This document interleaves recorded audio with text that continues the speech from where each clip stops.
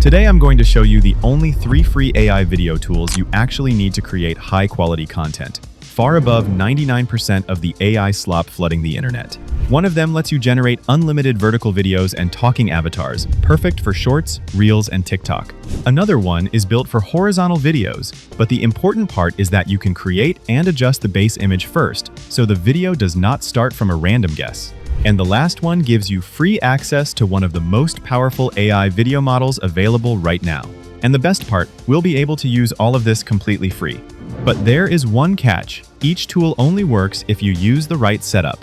Open the wrong section, use the wrong order, and you end up with the same generic AI slop everyone else is posting. So we're starting with the exact tool I would use for viral vertical videos and AI avatars, TikTok Symphony. And here's the interesting part. Most people think TikTok Symphony is just for TikTok ads, but that's exactly why it's so powerful. It was built for fast vertical content, AI presenters and avatars, product promos, scroll-stopping social videos, which means the platform is basically optimized for the type of content that already performs online. Here's how to use it. First, open Symphony and sign in with your TikTok or Google account. Once you're inside, go to Video Generation and select the 1.5 Pro model. You can also select the 12-second long duration if you want more footage, smoother pacing, and extra clips to work with during editing. Now, this next part is important. If you want a quick way to test ideas before spending hours editing, use text-to-video. Just paste your prompt, hit generate, and within seconds, you'll have a ready-to-preview AI video. I genuinely did expect to be dear good.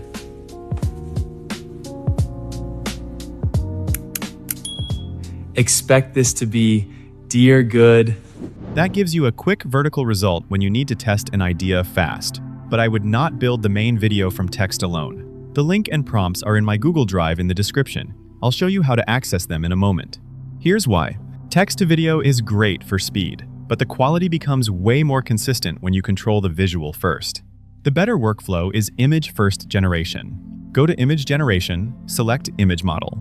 And if you don't know what to prompt, don't worry, Symphony already has built-in templates you can use.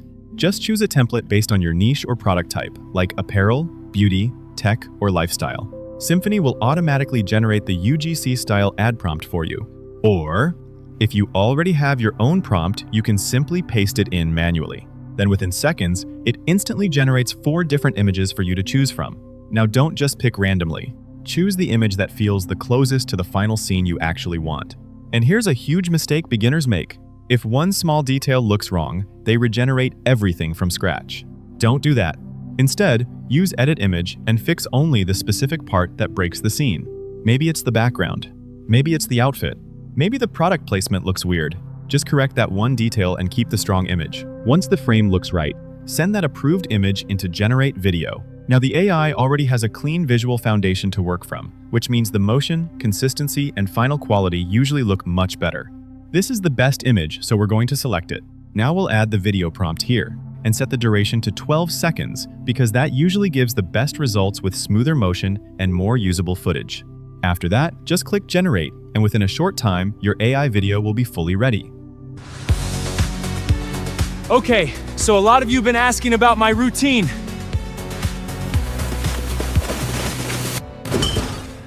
This changed the way I train every single day. Now open VoiceOver avatars. There are 2 types of avatars available, AI-generated and real human avatars. You can choose whichever one fits your niche, brand, or content style best. Choose a presenter from the catalog based on appearance, not the first voice you hear because the voice can always be changed later. Once you find the right avatar, write the script you want the presenter to say. Now this next part is important if you want the video to feel natural and professional. But personally, I prefer the real human avatars for voiceover videos because they usually feel more authentic and engaging. And here's something important most people miss. Every avatar comes with multiple looks and styles, usually around 5 different variations. So before generating the video, make sure to choose your avatar carefully and pick the version that matches your content the best. Inside the voice settings, you can filter voices by language, accent, age, and gender. This lets you match the voice perfectly to your audience and content style instead of using generic AI narration. You can also adjust the volume and speaking speed to make the delivery feel more natural, smooth, and professional. And here's where things get really powerful. If you want to target a completely different audience, you can use the translation or language settings to turn the same script into another language automatically. That means you can create multiple versions of the same video for different countries in just a few clicks. Once everything looks good, click Generate. After a short render, the final avatar video will appear inside your assets library, where you can download it later or reuse it anytime in future projects. Hey viewers, don't forget to subscribe, like the video, and leave a positive comment, so you never miss more videos like this. There's also a really powerful feature called Product Avatars. This lets you add a product or object, pair it with an AI avatar, and instantly create a professional product presentation or ad style mockup. And honestly, this is one of the fastest ways to turn a simple product image into content that actually feels alive. Personally, I would use this for concept creation, client demos, or promotional ideas where a static product image feels too boring or flat.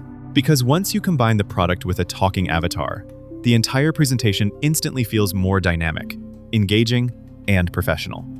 Wait, these headphones sound this good? Apple AirPods Max gives you premium sound, insane noise cancellation, and luxury comfort. Perfect for editing, travel, workouts, or just vibing with your music. If you want premium audio experience, AirPods Max is next level. Now, open the video editor. This is where everything finally comes together.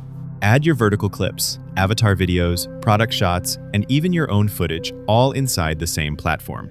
Then start building the final social version with tools like text animations, stickers, effects, transitions, music, and overlays. So instead of jumping between multiple apps, you can create the entire video workflow in one place. And that makes the process way faster for short-form content, UGC ads, and social media videos. If you want more tools, AI workflows, and content creation tutorials like this, make sure to subscribe, leave a like, and drop a positive comment below. But this is where I would stop using it, because now the job completely changes. A vertical focus tool works great for short-form content, UGC ads, and mobile-style videos, but once you try to force it into cinematic horizontal generation, the limitations start to show. And that's the mistake most beginners make. They keep using the same tool for every type of video instead of switching to the tool that was actually built for that format. So for horizontal cinematic clips, wide shots, and more film-style generations, I would move to Hunyuan. If the website opens in another language, just right-click and translate it with Google. Now for login, choose the third option, the email option. Add your email, request the verification code, paste it into the page, and you're instantly inside without creating a password. Now here's a very important mistake most beginners make. Do not open the video model first. Start with the image model. Why? Because the image becomes the foundation for the entire video. Choose the format based on the final output you want. If you're making a horizontal video, generate a horizontal image. If you need a vertical video, choose the vertical format first. This avoids messy crops, broken framing, and awkward compositions later in the workflow. Now write your prompt, generate the images, and download the best base image. At this stage, think of it like choosing the shot before the camera starts moving. Once your image is ready, move to video 1.5. For the first test, use 720p. This keeps generations faster while you test motion, composition, and camera movement. Upload the image, add a motion prompt, and if your instructions feel too simple, use the prompt enhancer. This feature is extremely useful for beginners. You can type a basic idea, and the enhancer automatically expands it into a much clearer cinematic direction for camera movement, motion, scene behavior, and visual composition. Then generate the clip and let the model build the final motion from your approved image base.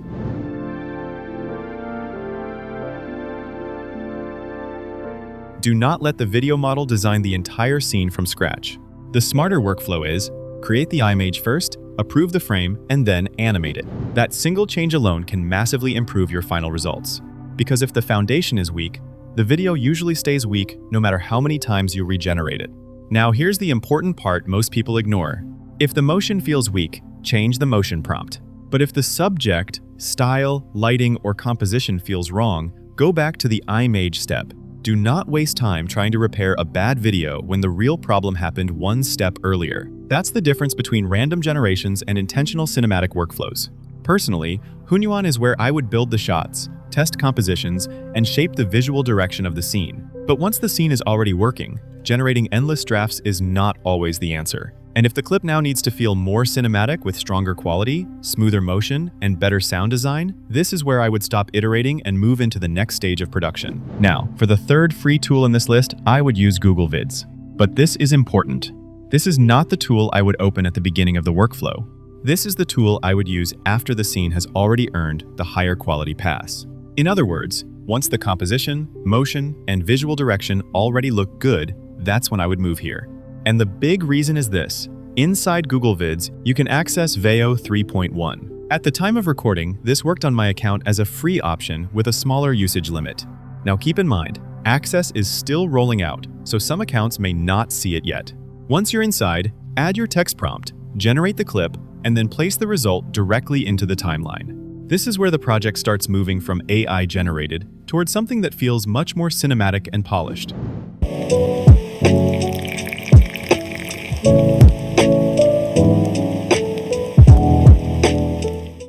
The timeline is not just a place to store clips.